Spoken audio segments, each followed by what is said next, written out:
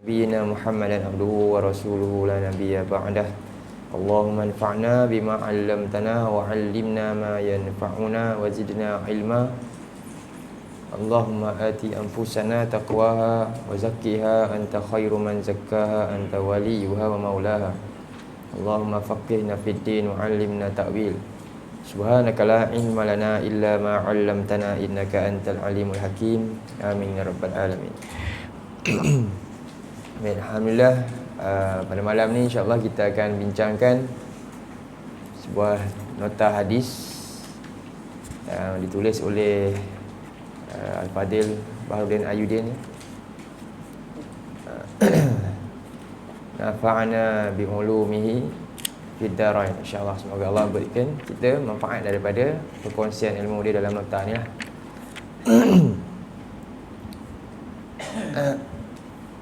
Baik, jadi nota ni dia seperti biasa bila syarah hadis lah, sebagaimana dalam banyak kitab, contohnya dalam Imam An-Nawawi punya hadis 40 kan, Arba'in Nawawi tu biasa ada banyak ulama buat syarah-syarah dia mengikut penyusunan. Biasaannya pertama dia biodata perawi hadis tu. Setiap perawi tu, siapa yang riwayatkan dia akan kenalkan dia ni sedikit sebanyak tentang cerita dia lah, beliau yang meriwayatkan hadis tersebut.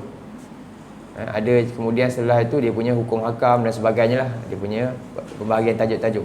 Jadi dalam yang ini kalau kita lihat, pertama dia akan mengenalkan tokoh hadis tersebut dan membincangkan dari segi lughah dia dan istilah makna kalimah. Kemudian ulasan secara global tentang hadis ni dan di pendetilan dia dalam tajuk-tajuk kecil. Ini nota ni lah punya konsep, dan akhirnya ada kesimpulan kalau tengok di akhir tu. Jadi kita tengok pada hadis ni, tajuknya niat. Itu tajuk utama dia, niat. Dan niat ni, hadis ni antaranya Imam Al-Bukhari dalam Sahih Bukhari masukkan hadis ni hadis yang pertama. Hadis ni nombor 1 letak hadis tentang niat. Dan kerana ia adalah perkara yang paling pokok dalam semua kita lah. Kita boleh belajar rukun iman, boleh belajar solat, boleh belajar sunnah Nabi. Semuanya tidak ada, semuanya boleh rosak dengan apa? Salahnya niat. Sebab itulah Imam Bukhari muatkan yang pertama sekali sebelum kamu nak belajar 7,000 hadis aku ni kan, lebih kurang. Yang pertama betulkan dulu tujuan belajar. Matlamat kita dalam menuntut ilmu, matlamat kita dalam beramal soleh. Sebab itulah pentingnya niat. Jadi hadis niat ini dalam Sahih Bukhari yang pertama. Jadi tengok kat situ nota kaki di bawah tu. Nampak tak kecil situ ada tulis Sahih Bukhari 1. Betul? Kecil kat bawah. Itu nama dia nota kaki biasanya. Untuk apa ni? Sebagai disiplin kita menghormati ilmu dengan di mana tempat, di mana dia punya sumbernya kita letakkan situ. Jadi kalau kita buka Sahih Bukhari, buka yang surat pertama, hadis pertama, inilah hadisnya. Baik, sekarang kita bacakan hadis ni. Umar bin Al-Khattab radhiyallahu an 'alal mimbar qal, ikut saya.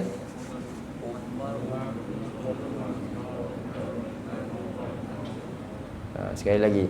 Umar bin Al-Khattab radhiyallahu an 'alal mimbar qal,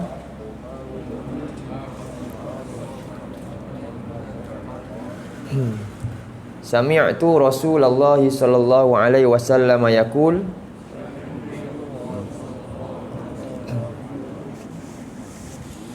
innamal a'malu binniyat wa innama likulli imri'in ma nawa.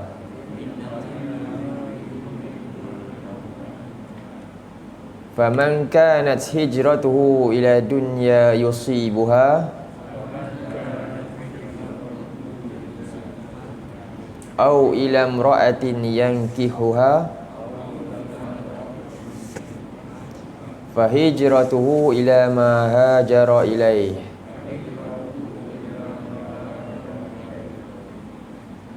Baik, Umar, daripada Umar Yang Umar Al-Khattab radhiyallahu an berada di atas mimbar, berkata, sami'tu Rasulullah sallallahu alaihi wasallam yaqul, aku mendengar Rasulullah sallallahu alaihi wasallam pernah bersabda, innamal a'malu binniyat, sesungguhnya tidak dapat tidak.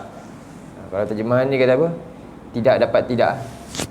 Ataupun kita kata tidak lain. Amal itu hanyalah gitu. Sesungguhnya tidak dapat tidak. Sesungguhnya setiap amalan itu tidak dapat tidak dilakukan kerana dorongan niat. Wa inna malikul limri'in ma nawa. Kemudian sesungguhnya setiap orang itu tidak dapat tidak melakukan amalan menurut apa yang dia niatkan. Faman kanat hijratuhu ila dunya yusibuha, siapa yang hijrahnya kepada dunia yang dia ingin mendapatkannya, memperolehinya, au ila imra'atin yankihuha, atau hijrahnya kepada wanita yang dia nak menikahinya, fa hijratuhu ila ma hajara ilaih, maka hijrahnya itu kepada niat yang mendorongnya berhijrah. Baik. Tokoh yang meriwayatkan hadis ini namanya Umar Al-Khattab, dan beliau merupakan sahabat Nabi yang dijamin syurga radhiyallahu anhu. Okay. Dia tengok di situ di bawah tu, Amirul Mukminin Umar Al-Khattab. Jadi Amirul Mukminin yang pertama adalah Umar Al-Khattab lah. Kerana masa zaman Abu Bakar tak ada lagi sebutan Amirul Mukminin. Yang memulakan gelaran Amirul Mukminin adalah Umar sendiri. Amirul Mukminin. Jadi Umar Al-Khattab adalah Amirul Mukminin yang pertama. Jadi beliau nama dia secara penuh Umar bin Al-Khattab bin Nufail Al-Adawi Al-Qurashi radhiyallahu anhu. Beliau adalah bapa kepada Ummul Mukminin Hafsah, iaitu isteri kepada Nabi sallallahu alaihi wasallam, yang berumur 13 tahun. Beliau ni berumur 13 tahun lebih muda daripada Nabi sallallahu alaihi wasallam. Bermakna saat Nabi wafat 63 tahun, beliau ni berumur berapa kita kata? 50.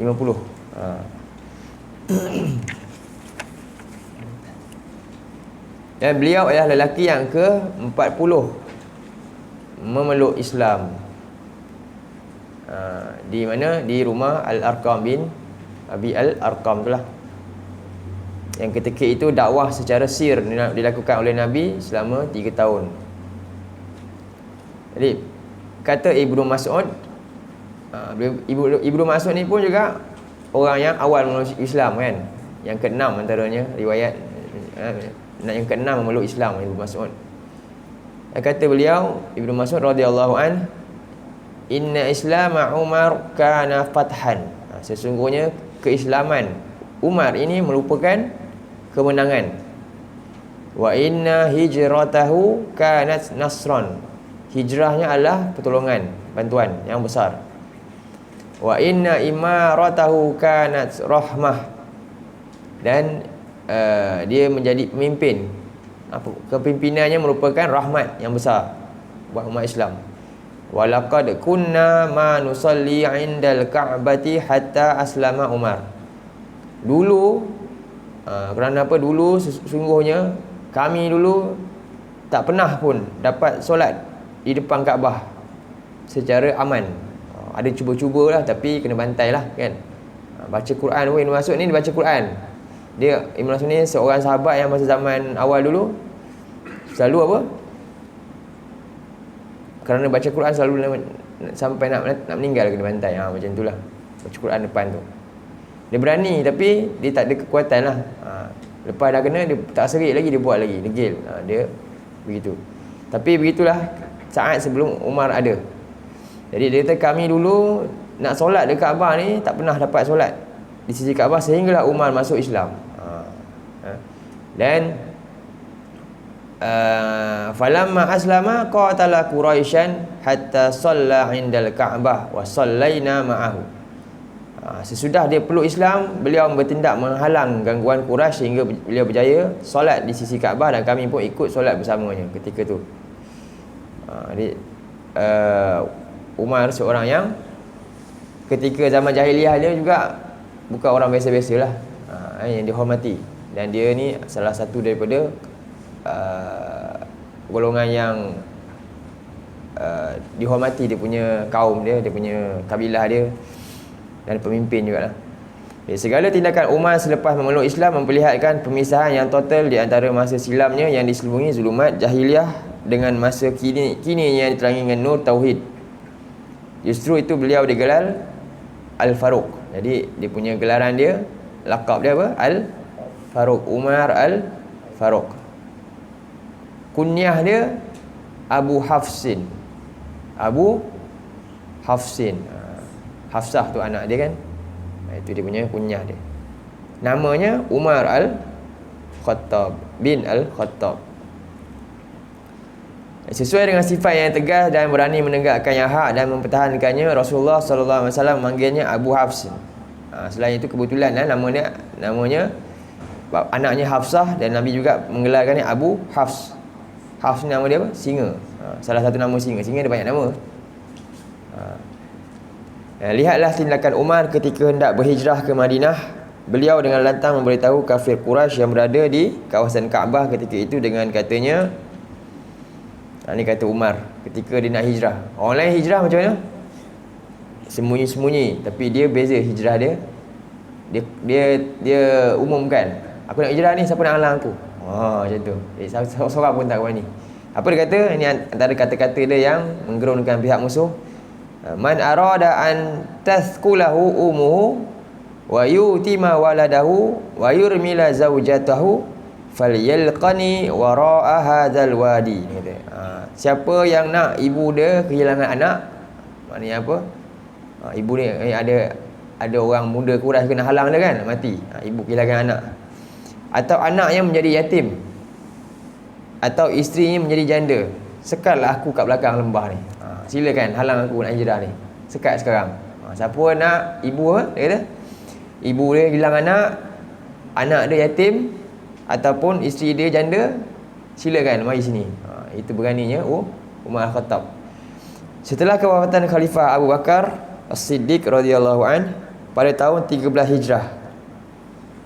Pada tahun 13 Hijrah, Umar dilantik sebagai penggantinya dengan memakai gelaran Amirul Mukminin, pemimpin yang adil dan zahid. Dan beliau tokoh terbaik selepas Abu Bakar, dan disampaikan khabar gembira dengan jaminan syurga oleh Rasulullah sallallahu alaihi wasallam. Dan beliau pemerintahan ni, beliau memerintahlah kaum muslimin selama 10 tahun. Sebelum dibunuh pada tahun 23 Hijrah. 23 Hijrah. Jadi selama berapa tahun beliau memerintah? 10 tahun. Daripada 13 Hijrah sehingga 23 Hijrah. Umar kembali menemui Allah Ta'ala dengan meninggalkan jasa yang tidak ternilai kepada Islam dan kaum muslimin. Cukuplah dengan kesaksian daripada Rasulullah SAW ini sebagai ukuran bagi generasi kemudian, menggambarkan ketokohan Umar dan kemuliaannya. Daripada Ibnu Umar. Siapa Ibnu Umar ni? Anak dia, Ibnu Umar. Katanya Rasulullah SAW bersabda, kita baca hadis ni, innallaha ta'ala ja'ala al-haqqi ala lisani Umar wa qalbih. Sesungguhnya Allah Ta'ala menunjukkan kebenaran ini menerusi lisan Umar dan pemikirannya. Jadi beberapa mukjizat wahyu Quran, dalam hadis Quran ada beberapa ayat, 13 ayat rasanya, lebih kurang 13 atau 15, yang selari dengan pendapat Umar pada awalnya. Pendapat Umar pada awalnya, ayat tu lepas Umar cakap je, ayat tu pun turun. Memang dah ayat tu dah ada dah, tapi Umar ni maknanya cerdiknya dia ni selari dengan wahyu tu. Bersihnya apa? Fitrah dia Umar ni. Punya antaranya pasal hijab. Ayat hijab tu kan Umar dah cakap. turun wahyu pasal hijab, sama saja. Macam tu. Begitu sekali hebatnya persisnya cara fikir Umar ni. Jadi itu kelebihan beliau, sehingga digelar Umar Al-Faruq. Dan Nabi sendiri telah sebut ni dalam hadis melalui lisan Nabi sendiri. Baik, itu sedikit sebanyak tentang Umar, dan kisah dia sangatlah banyak lah kalau kita nak ceritakan. Makna kalimah innamal a'malu binniyat.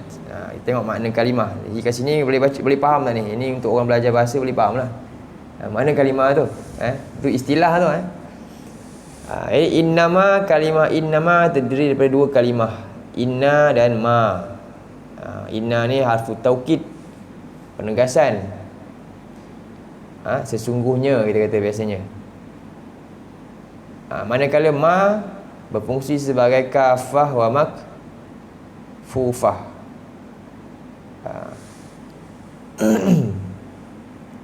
Iaitu kafah li ghairiha dan makfufah bi ghairiha. Mencukupkan untuk keseluruhan makna dan menafikan daripada yang lain lah. Dia, kalau kita nak tahu, nak mudah faham lah.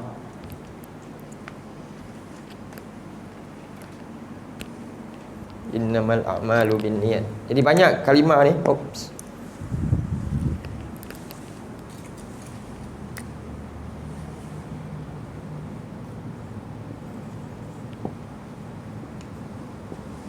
Dalam Quran pun ada banyak perkataan yang mula dengan innama. Cumanya kita kena cakna sikit tentang ni, sebab dia beri impak besar pada pemahaman kita untuk ayat dia lepas ni. Bila ada innama, impak dia besar sikit, berbeza dengan biasa ayat biasa. Sebab tu kita kena cakna lah. Bukan nak suruh belajar bahasa Arab secara formal kan sampai boleh ni. Tapi kita kena kurang-kurangnya kita faham sedikit sebanyak tentang hadis ni. Di innama al-a'malu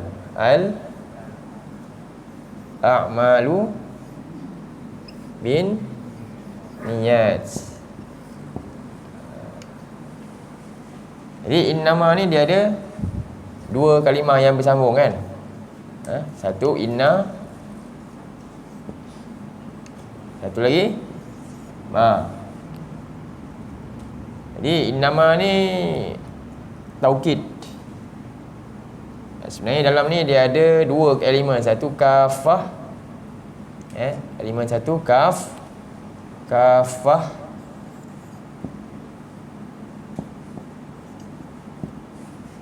dan elemen yang kedua apa dia? Makfufah. Apa kafah makfufah ni Ustaz kan? Kafah ni kalau kita tengok dalam Quran ada makna. Ya ayyuhallazina amanu dkhulu fis silmi kafah. Masuk Islam semua, seluruh. Dia mencakupi seluruh makna. Mencakupi seluruh makna, dia kata. Makfufah ni batasan daripada terkeluar daripada makna yang telah ada. Ni pembatasan.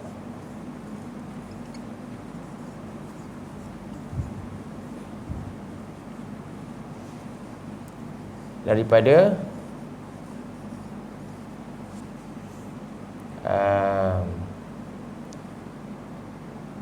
makna yang ni lah, batasan. Jadi maknanya tak ada makna lain selain ini je. Yang mana makna dia? Makna ni lah. Jadi dia punya subjek dia ni, dia cerita pasal apa? Selepas dia ni Jadi kita kata apa? Seluruh makna amalan tu, apa yang Nabi nak terangkan ni, seluruh makna amalan tu mencakupi makna dia adalah selepas ni. Yang ni, ni dia punya predikat, dia cerita dia. Dan ada tak makna lain daripada ni? Tak ada dah, sebab dah ni dah lock kat sini. Faham? Ni nama dia kafah makfufah tu. Kalau dalam ayat Quran, kita nak tengok ayat mudah dia, kita buka surah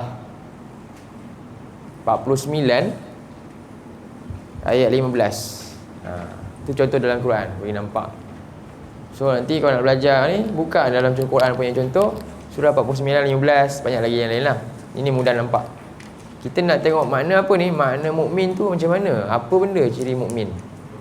Juga 49, 15. So ni boleh kita jadikan dia prinsip. Ayat Quran kan, prinsip kita ayat Quran ni. Kita tengok Allah kata apa? A'udzubillahi minasyaitonirrajim. Innamal mu'minuna alladhina amanu billahi wa rasuluh.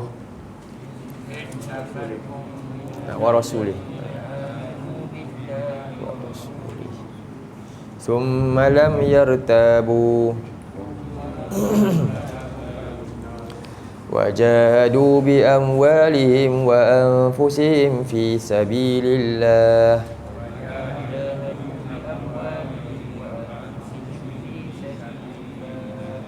ulaika humus shadiqun. Tengok kat situ ada innama kan, mula-mula kan. Jadi apa terjemah dia? Sesungguhnya kita kata tidak dapat tidak, ataupun tidak lain. Orang beriman hanyalah ini je dia. Orang beriman itu ciri-ciri dia hanyalah orang yang beriman kepada Allah dan Rasulnya. Itu pertama. Kemudian dan tak ada ragu sikit pun tentang keimanan dia tu, tentang dia keyakinan yang telah ada tu. Dengan bukti apa?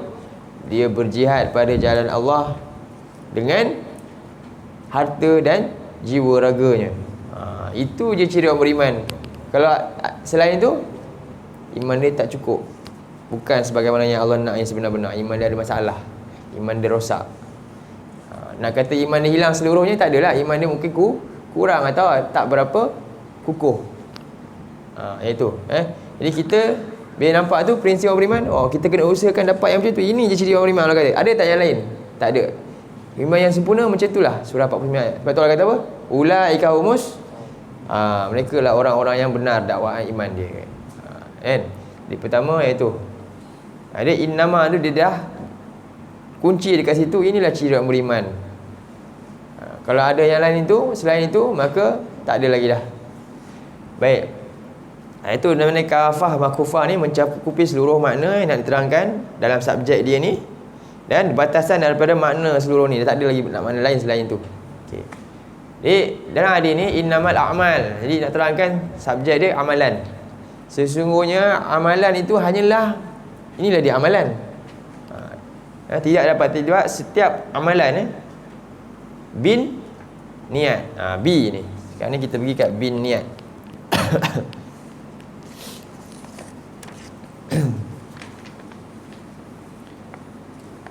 Jadi teruskan sikitlah di bawah tu gunanya ni, yang ni dua ni. Adalah penegasan tentang kemestian niat sebelum satu amalan dan penafian adanya amalan tanpa niat. Jadi di sini sebut tentang amalan ni. Dia kunci kat sini, amalan ni mesti dengan niat. Tak ada amalan yang tanpa niat. Faham? Sebab dia bin niat ni berserta. Begini boleh kata berserta, ada makna nanti dalam ni. Okey, kita tengok pada kalimah a'mal pula. A'mal ialah kata jamak. Jadi kalau dia punya mufrad apa? Amal lah. Kalau dia punya jamak, a'mal, itu jamak taksir. Ia meliputi kesemua jenis amal, sama ada amal soleh atau fasid, mardud atau makbul. Jadi amalan ni ada peringkat. Sebab itu kita kadang-kadang amalan ni dah jadi satu benda yang apa orang kata, disebut amal je tu maknanya baiklah tu. Betul.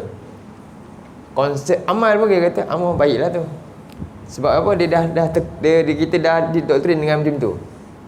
Kan? Bahkan sebab tu akhirnya kaum lain pun buat juga dia punya kan konsep amal digunakan kita punya amal. Sebab apa? Amalan tu dah sinonim dengan benda baik je.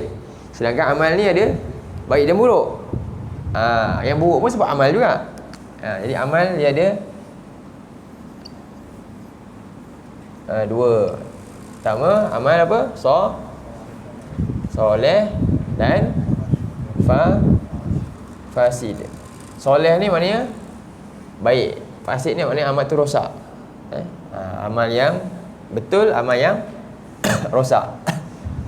Jadi amal soleh ni ialah amal yang makbul, yang akan diterima. Sedangkan amal fasik ni adalah amal yang mardud, yang ditolak. Itu maksud dia. Antaranya amal soleh ni apa? Amal makbul ni dia mesti ikhlas. Ikhlas. Amal yang ikhlas ni amal yang terima. Dan amal yang mutaba'ah ar-rasul, yang ikut Rasul lah, ikut ajaran Islam.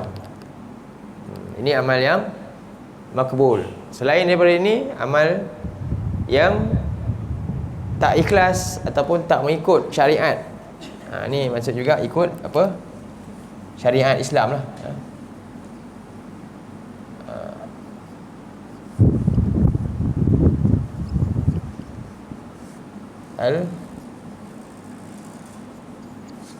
Ikut syariat Islam dari segi ibadahnya, akidahnya, dari segi muamalahnya, semuanya itu yang begitu berlaku dan disertai dengan keikhlasan, maka amalan tu diterima. Sebab tu nombor satu ni dulu penting. Sebab ada nanti manusia yang memang dia beramalan nampak begini, tapi akhirnya ditolak oleh Allah. Baik. Seterusnya tengok lagi. Di amalan itu dia ada pembahagian anggota-anggota dia amalan ni.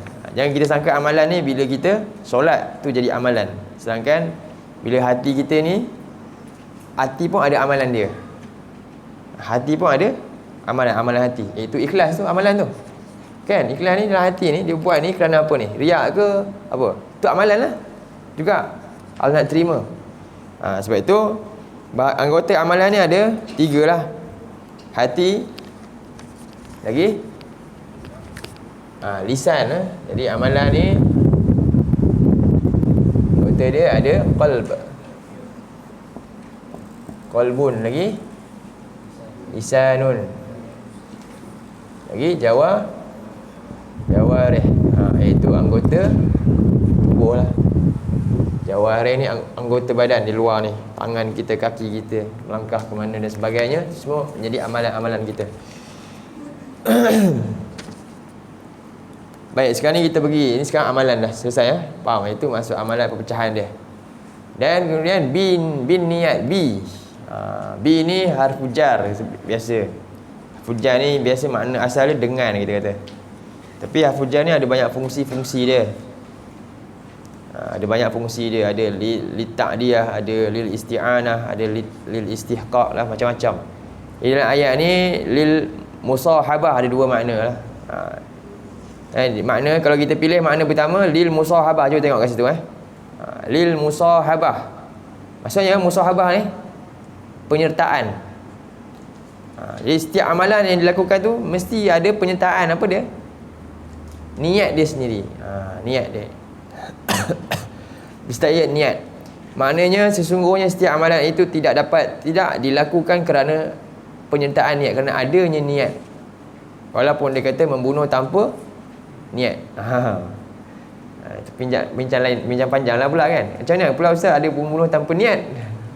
Hakikatnya niat ada. Sebab Nabi sendiri ada kata. Jadi cumanya niat dia tu niat ke lain. Dia tak nak bunuh. Niat dia nak pukul. Kan? Jadi niat dia nak pukul. Jadi sebab tu dia kata membunuh tanpa niat lah. Sebab niat dia bukan nak bunuh, tapi memukul. Jadi penyertaan niat tu ada lah. Tapi akibat dia dia tak tahu akibatnya macam mana daripada niat tadi tu. Jadi itu yang pertama lil musahabah. Yang kedua lis sababiyah. Itu sebab. Sesungguhnya setiap amalan itu tidak dilakukan kerana dorongan ataupun sebab niat itu. Jadi kalimah niat dia ada banyak cara nak sebut. Ada sebut niat ataupun ada dengan syaddah, niat. Cara sebut dia ni kan, ada yang dengan syaddah niat, ada tanpa, atau ada dengan syaddah ni sama je makna dia. Kita pun dah dengan bahasa kita pun kita sebut niat je kan, kita tak sebut niat pun kan, niat je. Dan dia adalah nama terbitan lah, kita kata nama kata nama terbitan daripada perbuatan, terbit daripada perbuatan. Dia sebut masdar bahasa Arab. Jadi kalau dalam kamus dia ada 3 kamus ni, dia ada keluar fi'il madi, fi'il mudhari dengan masdar. Tak apalah, itu kita skip je Ini daripada kata kerja 3 huruf nawa. Jadi asal perkataan niat ni perkataan nawa. Kita sebut apa? Nawaitu, ada tak pernah belajar? Niat kan? Nawaitu sauma ghadin. Dari perkataan niat lah tu.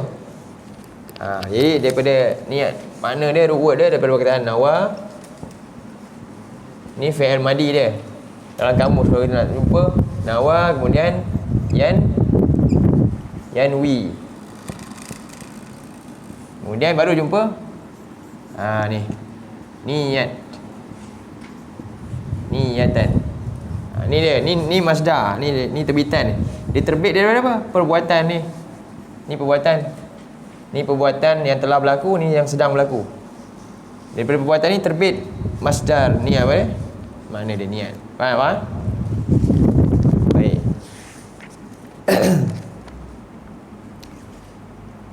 Kata jamak dia niat. Inilah niat. Dalam hadis, ada hadis yang tak guna jamak ni. Ada hadis dia yang macam ni, niat. Ada hadis yang niat. Tapi kita nukilkan hadis yang dalam Sahih Bukhari ni bin niat dengan jamak. Bin niat dengan jamak.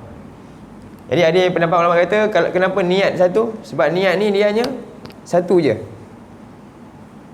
Faham Niat kita satu saja. Bila kita nak lakukan, dia fokus pada benda yang kita dah nak buat tu. Sedangkan bagi pendapat lain pula, niat ni ada banyak, dia macam-macam. Sebab manusia ni sentiasa hati dia bertukar-tukar. Jadi mana-mana pun sama lah. Okey, dari segi makna niat ni, apa makna dia? Ada 5 makna tu. Ada 5 makna. Ni penting ni. Baru kita faham, oh ini rupanya niat. Yang kita buat tu, kita sangka ini tak termasuk niat, rupanya dia niat. Pertama, makna dia iradah. Iradah tu sebenarnya sejenis daripada niat lah, kehendak kita. Iradah.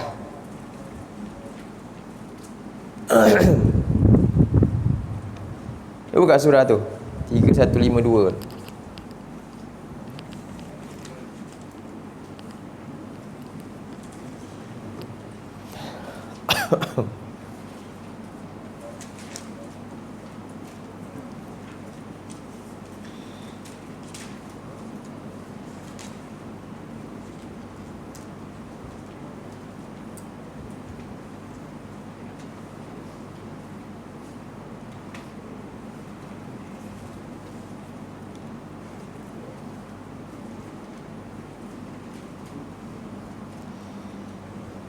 Okey, dekat dalam surah ni dia ada ayat 152 ni, surah 3 surah Ali Imran ayat 152.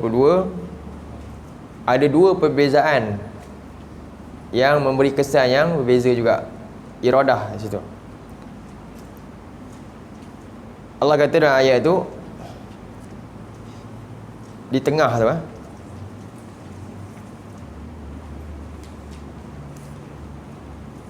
minkum may yuridud dunia. Ada daripada kalangan kamu yang menginginkan dunia. Orang Islam lah ni yang menginginkan dunia. Wa minkum may yuridul akhirah. Dan daripada kalangan kamu ada yang inginkan akhirat.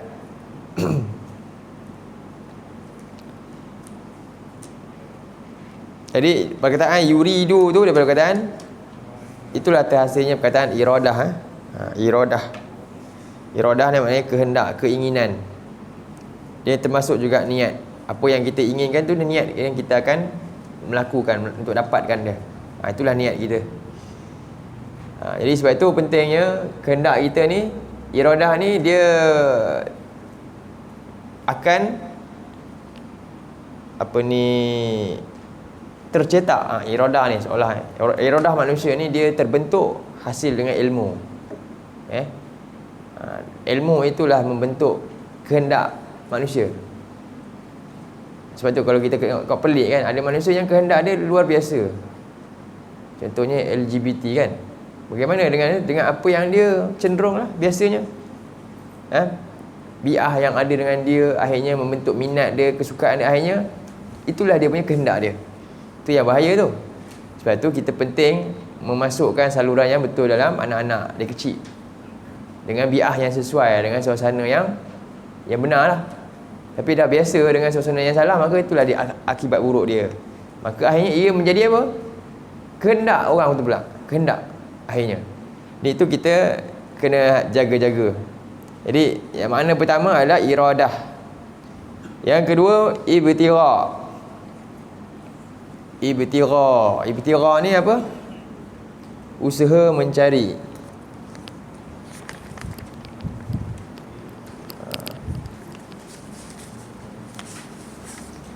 Surah niat makna dia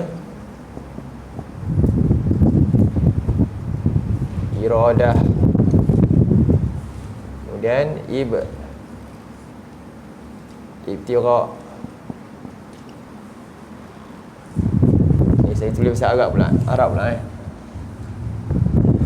Iradah ni apa makna dia? Kehendak. Dalam tu pun ada kan, boleh tengok balik. Ibtira ni usaha mencari. Lalu kita dengar ibtigha amardatillah, usaha untuk mencari redha Allah. Itu yang perlu kita tanamkan. Dalam surah 2 ayat 207 tu, 208 cuba tengok ayat dia betul ke? 207. Baca dulu.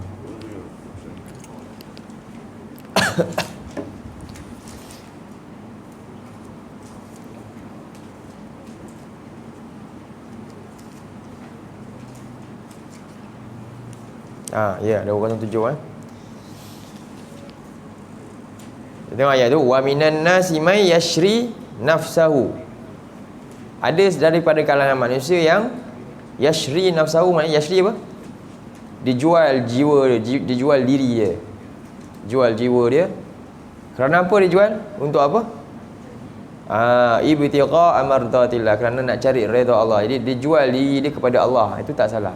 Jangan jual diri kepada selain Allah, menjadi hamba, jual diri kepada dunia, jual diri kepada berhala, mensyirikkan Allah. Kita nak niaga, nak jual kepada siapa? Kepada Allah.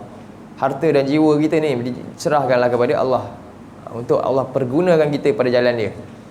Jadi ini sebagai manusia ada yang benar-benar niat dia ni. Itu niat tu. Niatnya apa? Mencari redha Allah. Nampak? Tapi tak guna perkataan niat, dia guna perkataan apa? Ibtigha. Hakikatnya apa? Niat dia dah tu. Niat dia cari redha Allah. Tadi pun kan, wa minhum man yuridud dunya. Ada sebagian mereka yang niat dia tu buat ni untuk dunia. Nak cari ghanimah contohnya, dia pergi perang tu, nak dapatkan ghanimah contohnya.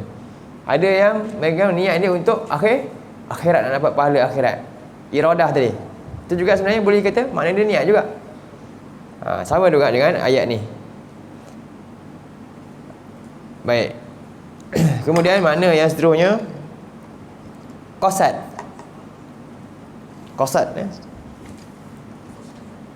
Qasad ni maknanya tujuan, matlamat. Qasad. Juga kita guna perkataan bahasa Melayu kita, maksud. Anta maksudi, kita kata kan. Engkau lah maksud aku. Apa dia maksudnya? Allah ni anta maksudi, maknanya engkau lah tujuanku kan. Itu niat lah. Niat kita kerana Allah. Qasad. Ya, qasad. qasdun. Ini maknanya matlamat. Surah apa? Cuba buka surah 16 tu ayat 9. Ayat dia apa je? Walillahi wa 'alallahi qasdus sabil kan.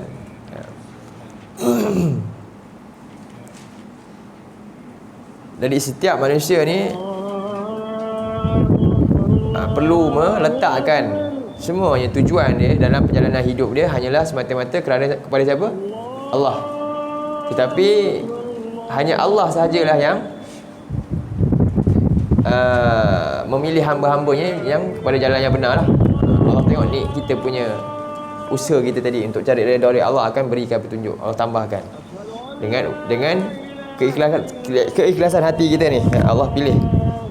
Sebab tu wa'alallahi, dan ke atas Allah lah, Allah yang ya. Oh, kipas tak dengar. Oh, saya kena beli sini. Jadi satu makna lagi qasad. Nanti bolehlah share ni pada kenalan-kenalan ke kan, kalau cikgu-cikgu mengajar anak murid ke. Yang keempat makna dia azam. Azam ni maknanya bahasa kita tekad lah. Sesuatu yang kita dah kunci untuk buat dan kita pergi ke arahnya untuk laksanakan, tu namanya tekad. Satu benda yang kita dah kunci dia dah nak buat, itu tekad. Kalau yang benda yang tak pasti lagi, itu bukan tekad. Sebab tu para nabi yang kuat tekad dia disebut ulul azmi, yang sungguh memiliki tekad yang sangat teguh. Macam Nabi Nuh, Nabi Musa, Nabi Ibrahim, Nabi Isa dan Nabi Muhammad lah sallallahu alaihi wasallam. Jadi azam, tekad mana dia. Dan yang terakhir i'tiqad. I'tiqad apa ni? Pegangan. Ya. Pegangan. I'tiqad itu juga adalah termasuk niat.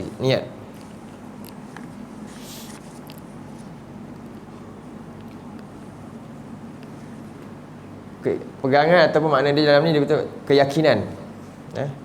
Dalam lisan Arab makna dia keyakinan. Al-yaqin, i'tiqad tu al-yaqin, keyakinan. Jadi ini lima makna niat. Okey. Jadi hari ni saya ingat kita berhenti kat sini dululah. Dia banyak benda ni, lurah ni dia macam tu lah. Dia slow-slow je, tak boleh kupu-kupu. Boleh tahu dah sekarang sikit Jadi innamal a'malu bin niyat. Boleh berdasarkan apa yang saya dah bincangkan ni, boleh tengok balik nota tu, nanti buka video ke tengok balik, nak bagi faham istilah-istilah yang ada dalam tu lah. Jadi ingat 5 makna ini. Niat ni maksudnya apa? Iradah. Niat ni juga maknanya ibtigha, qasad, azam dan i'tiqad. Itulah termasuk niat semua tu. Dengan adanya 5-5 ni, itulah terbentuk, itulah niat kita. Jadi kena tengok balik dan perhatikan selama ni apa niat kita dah dalam banyak perkara. Adakah sama dengan apa yang Allah kehendaki ataupun berbeza. Baik, sampai sini dulu untuk malam ni. Jazakumullah khairan. Aqulu qawli hadza wa astaghfirullahal azim li wa lakum. Allahumma ja'al hadza jama'na jama'al marhuma wa tafarruqna min ba'dihi tafarruqan ma'suma.